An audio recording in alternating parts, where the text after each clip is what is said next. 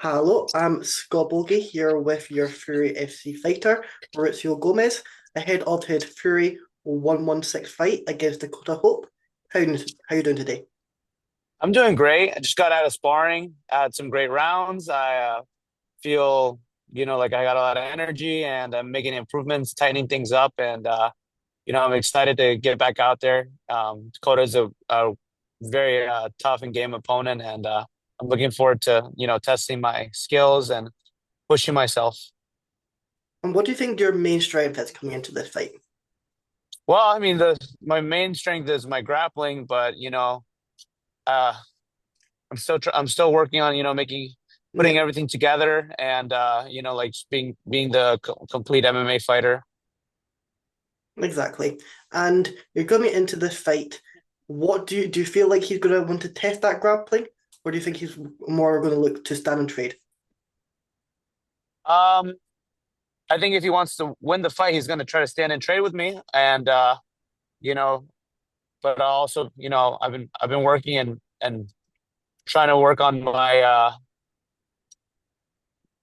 trying to work on where I feel like I can Yeah. find my pick my shots and be at the winning side of that. And you're coming back into the fight off the back of a win against Carlo Calderon. How did you feel like that fight went for you? Well, to be honest, like Carlos was a very game, very tough, and like he caught me by surprise. I honestly didn't think he was gonna try to grapple me as much as he did, and like to my favor, I felt like it helped me a lot, with catching, with getting some catches as far as like the submission attempts. I was a little iffy, I was a little worried because I didn't push my forward grappling enough. I didn't try to get him down enough, and him being on top and landing those shots on me, it worried me as far as the decision making. And I got close. I got close like at least three times with some submissions. He was very tough. He yanked my thumb back on the rear naked choke. I thought I was gonna get a finish the first round. It was very close, and but he's tough, and he really tried his best to like not give up anything, Yeah. and it's the fight's a fight. I'm not gonna say throw any shade on him. I think he's was a great opponent, and you know Yeah. definitely like one of the tougher matchups for me. And was there anything about that fight that he kind of threw at you that you weren't really expecting or surprised you? Um, I don't want to take anything away from him, but more so it was on me, like me putting my hand down, him catching me with his lead hook and dropping me for a second. I thought I slipped, and I looked back at it. It looked like he knocked me down, but I didn't feel much. I felt fine. I got back up quick, and but he's very good on top, very strong, very good pressure. I felt like when I got on top, I felt like I was in charge. I made a little mistake in the beginning. I slipped, and he got on top, but I out scrambled him in the first round. And what But what go ahead. sorry, I'll let you finish. Well, no, well, just to reiterate, he's a amazing opponent. Very tough. Don't want to take anything away. It was a tough fight, and I thought that the decision was going to go, either way. For sorry, but I for a split second I thought it was going to go in his favor, and you know, I'm just grateful to come out with a win, and I felt like I did enough to make the win. Back at the fight a few times. Yeah. And you cannot knock the quality of oppositions that you are facing. You face Luca Brennan, 9-1, Joe Hendershot, 3-0, Carlo Condrone, 3-1, and now you're facing Dakota Hope, who is like 10-1. So how good is it being able to not only have the competition, the fights, but also being able to get in there with the best fighters? I'm really thankful to Eric Garcia, from President of Fury, and he's giving me all these opportunities, and I'm not getting any younger. I'm going to be 30 this year, and I got to push, and and I gotta do what I can while I have it, and I want to get to the big show, and I'm gonna look to prove it. Coming February 20th. And you can't be that far off from the big show. You get this win on February 20th. You move to 7-1. What are you kind of looking for this year? How many fights? As many as I can, at least three or four. It's I've been trying to be as strict as I can with myself. After my last fight, I went away for, like a week and a half. I went to Peru to see family and friends. I got some training in, you know, still, had my vacation, and but I still managed to train a good amount, and I had there's some good talent over there. So it was definitely like one of those a traincation, and that's what I prefer. I love that type of trip. That's what I usually do when I'm going away on trips. I always looking for a place to train and find a little home gym when I'm out of town. And once you go and get the victory on February 20th, well, how are you going to be celebrating this one? Well, I mean, thanks. Valentine's Day is it's pretty big here in America, and Valentine's Day is next Saturday, and I got to be good, so definitely got to make it up to my girl. It's the day before UFC in Houston, so Yep, maybe go there. We'll see. I'd love to go see, you know, the big show over there. We'll see, but I have a few spots in mind to go to travel around in Houston, just spend time with me and my girl. exactly. And you talk about Big Show. Your belt was on the line last weekend with Lopez and Volk. How did you make of that matchup? And where do you think Lopez kind of goes now? He's fought the champion twice, he's lost twice. Do you feel like that's kind of him waiting for that next champion to come back into the title picture? Or do you think he can get back in there? What's the funny thing about I'm sorry, with I'm sorry, Diego Lopez, is that Yeah, he came into the UFC, and he like had to develop, still, like he took on Mozart, like very last minute, and he put on a great performance, against yeah, him, even though he lost. And he was going on a good run. And I think it's kind of tough. I think when you get into the UFC, the tools that you have when you get into the show are what you got. Obviously you can develop and train, but a lot of times the tools you get when you get into the big show is what you got. So he's I think he's kind of like in a weird position. Obviously, he can take on different opponents, that are like in the top 10 yeah. and work his way back up. I think he's still there, but I think it's quite he's like in a unique and a little bit of a weird position.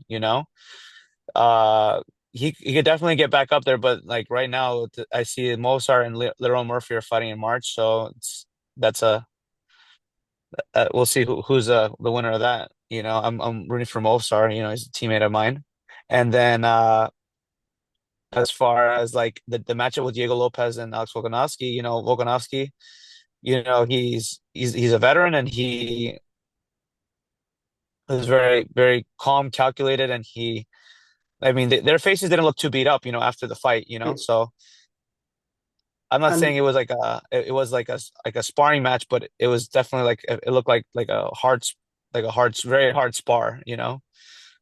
and with Volkanovski, he kind of proved age is just a number. He he may be coming up to his older years, but he is still as dangerous and as lethal as what he was when he first entered. Do you feel like that is just showing that the title scale turned and the age of fighters decreasing their skill is now starting to get later? You also have Piera, you have Volkanovski now, who is probably getting older than what it was before a couple of years ago. Yeah, well, I think that the everyone has a different peak, and like for myself, I see myself being able to fight for me, hopefully another 5 to 7 years, and as long as things go really well for me, and I feel myself just getting better as I'm getting older. I feel Yeah, like I'm coming into my body more, like getting stronger, and like some people just they bloom a little later, and some people like they peak, when they're a little younger, so everyone's different, and I think everyone's like on their own track. And I feel like I take this win. I'm one step closer to where I feel like what I was born to do. And speaking about your training partner a little bit, Mosar, do you feel like he has been kind of given kind of like the Armin Tarzukian treatment, where they're getting their wins, they're beating the top contenders, they're just not getting that title fight because whatever happens, the matchmakers don't like him or something like that. I think what's tricky is, when because Mosar is he's a big featherweight, Yeah. and sometimes like they can only fight once or twice a year, maybe three, depending on how big they are. And like I've grappled with Mosar, and he's solid. When I'm on top of him, he's solid. When he's on top, he's solid. So yeah, it's a little tricky. When you're when you can only fight like maybe like once or twice a year, or sometimes if you have an injury and you might fight like every 2 years. With some of these fighters. Like with Shavkat, they just released him from the Yeah. rankings. So not released from the show, but he's not ranked anymore because he has to take off because he needs another knee surgery, unfortunately. And he's a great fighter. He's champion caliber in my opinion. And I don't think, I mean, I know Mosar is very skilled, and he plays a very tight game, a very, I don't want to say anything like in the wrong way towards him, because obviously because a teammate, but he's like he plays a tight game. And I think that could be maybe a part of it, but I think a lot of it is just like him, getting on track to being where he needs to be. He's excellent, like his strength and conditioning regimen. He's he talks about how he does his 1,500 push-ups, and then in an hour, and he'll like skip rope in between. So I think like after this, if he wins, he beats Leron, he's up for the title, and then he's golden there after that. He's a Do good you, he's phenomenal. do you feel like that's kind of the same for both sides of that fight? And this is the title eliminator. Whoever wins gets that. Or do you feel like if Leron wins and it's kind of like a boring fight, Gene Silva could possibly even step foot in? I've heard some talk on social media, people talking about him, the way he beat Arnold Allen, get the title fight because he's getting into that older age. I think well, Gene's gonna be 30 this year as Yeah. well. I think I think maybe his next fight, or after another win, he can have a title eliminator. I think the winner of Mosar and Liron deserve the title shot. They've both been waiting, and they're both very capable. And obviously, with this fight, you are looking to cement yourself in that UFC after that. Are you kind of keeping tabs on your division so far? To just upcoming fights, if there's a pullout, you're ready and you can just accept it immediately. Yeah, I'm trying to be as ready as I can. Like it's kind of like a crunch time for me. I'm reaching the age 30, so I want to be able to push myself. I'm not 1 foot in, 1 foot out. I'm in the gym every day, and I got to be ready. As far as my division, I saw, what was it, Cameron Graves? I saw he got finished last year by I forgot the guy's name, but he's the bantamweight champion for Fury. He just fought recently, and Um, he hit him with an excellent rear uppercut in their fight. And I think that, I know he's a champion. I don't know if he's going to vacate it, but they need a. I noticed, it's Fury likes to push a lot of their champions to get sent to the big show. I wouldn't mind if after winning, if I win this fight, I want to have a chance at the title. yeah. And if not, if that doesn't present itself, then I would like to get my chance to go on Contender Series. If I need to fight another time to prove myself, I will. But I spoke to Eric Garcia. He said the UFC executives are going to be there at the Fury event, So if they're gonna be there, I want them to see me, and I'm looking for a finish because that's what I need to cement myself, you know. You're only as good as your last performance, and I don't think my performance was good enough. And I'm looking to showcase my skills and really put myself out there in front of the UFC executives. And with this fight, there is a lot of stat competition on the card. Not only do you have Hector Sanez, you have Mika White, Lethal Battery Jr., you've got Justice Torres, who is also in the Contender Series. It just kind of shows how strong the Fury cage is, just having so many of these guys in one show at one night. Yeah, Justin's fighting Carlos, right? Yeah, Okay, yeah. So yeah, Justin is very good. Unfortunately, you know, he had to take the Contender Series fight short notice, you yeah, know, and he fought a very game opponent. I forgot his last name, but yeah. Javier Reyes. Javier Reyes, and he looked and Javier Reyes looked phenomenal in his Contender Series fight. Um, the I'm actually really interested in seeing that fight. Obviously, I'm going to be focused on my fight, but after my fight, I'd like to see the results of that. You know, And there's definite. if you had Huh? to make a prediction for that fight, who do you think it goes to? Well, if Carlos can keep it on the ground, it's his. You know, Justice is very great at getting back up to his feet, and I think it stays on the feet, then Justice's. It could be a kind of a coin toss. Yeah, I think Justice, if he's definitely good at like that in fighting, and in the mid, I think Carlos is really great on the outside, and that I'm really looking forward to seeing that one. exactly. And like you said, you do want to have that title shot next if you can go straight into the UFC. Do you feel like with that featherweight title, do you feel like that would look good on you? Yes, I have one amateur title, and I'd love to have a professional title under my belt. That would make me very happy. And and if not, I'd like to still get a shot at trying out for the big show. So Well, we gotta see like how it stacks up. Last time I checked, from my previous fight, Eric was gonna give Carlos the title shot if he won, if he beat yeah, me, and that really lit a fire in me. I was like, I gotta get this guy. And I really tried to get the finish, and unfortunately, it didn't happen. But you know, I know Carlos is looking to really like push himself and get himself back out there. So again, I'm looking forward to seeing him fight. He's a very good opponent and very game. exactly. Make sure you guys tune in and make sure you watch that fight on February 20th. It is a fight you definitely do not want to miss. And you can see Mauricio get the finish in his fight and submit his way into the UFC. Is there anything you want to add or anyone you want to shout out? Yeah, I'd just like to shout out some of my like my Team American Top Team, some sponsors. I have Ascendant, they're a marketing company. I have Kobaya Catering. It's a catering company for like sushi, fusion, and then Clean One. It's a commercial cleaning company here in the States. And then Wrist Rides. They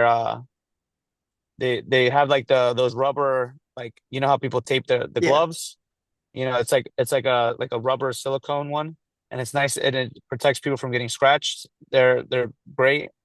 And then just the wrestling camp that I go to every year, Team Bruno, and it commemorates one of the wrestlers from the UPJ at UPJ in Pennsylvania, in Pittsburgh, Pennsylvania, that passed away in the early 2000s. And I go to their wrestling camp every year, and I learn a lot, and it's a really great culture and a great room, and I love being surrounded by greatness, whether it's at American Top Team or somewhere in another part of the country where people are working really hard and they're pushing themselves. So I like being surrounded by greatness.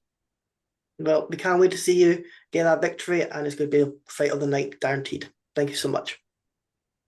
Thank you.